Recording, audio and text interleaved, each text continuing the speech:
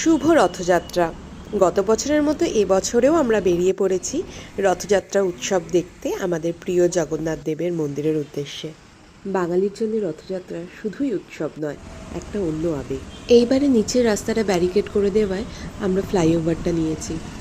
গতবারে সামনে দিয়ে আমরা ঢুকতে পেরেছিলাম মন্দিরে, তবু ভালোই হলো, ওপর থেকে একটা ভিউ পাওয়া যাবে।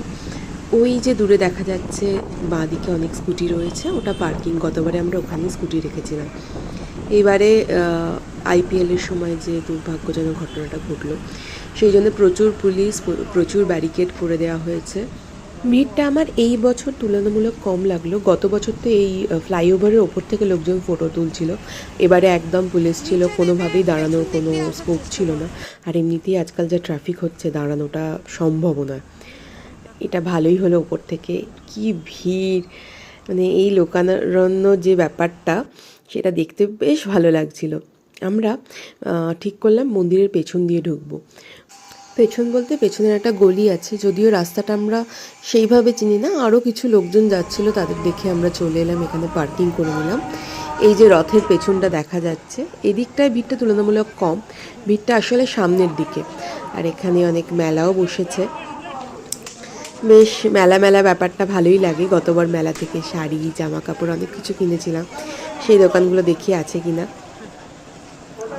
এই জায়গাটা পরপর মন্দির আছে, বা ডান দিকে বিশাল বড় হনুমানজির মূর্তি আছে একটা, পরপর নানা রকমের মন্দির আছে।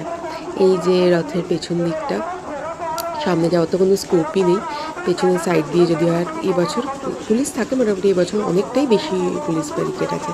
কী সুন্দর এখানে রান্নাবাটি আছে, এগুলো দেখাবো পরে, দাঁড়ান। এখানে গাছও আছে। এবার আমি গিয়ে একটু দেখি এখানে ঢুকতে পারি কিনা।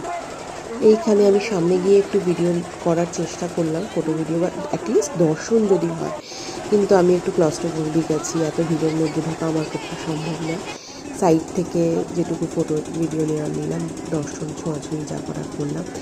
এইখানে কি সুন্দর ফুল গাছ বিক্রি করছে, বেলি ফুল, জুঁই ফুল, জবা ফুল। আমরা একটা জবা ফুলের গাছ নিলাম। আর এখানে সেই খেলনাবাটির দোকানটা, কিউট কিউট ছোট্ট ছোটো সুন্দর সুন্দর খেলনাবাটি। কিছু বছর আগেও আমি এগুলো কিনতাম আর খেলতাম, সেই দিন সত্যিই চলে গেছে। আর এই জগন্নাথ মন্দিরের সামনের দিকটাতে আমরা যাওয়ার চেষ্টা করলাম। এই যে রাস্তাটা, গত বছর এই পুরো রাস্তাটা জুড়ে মেলা বসেছিল, যত হ্যান্ডলুমের দোকান, শাড়ির দোকান, আমি শাড়িও কিনেছিলাম এখান থেকে, আর খাবার দোকান লাইন দিয়েছিল। এবছর জানি না কেন এই দিকটা ফাঁকা করেছে, নিশ্চয়ই এই সেফটি সিকিউরিটির জন্যই করেছে। তো এই ভিড়ের মধ্যে সাইড থেকে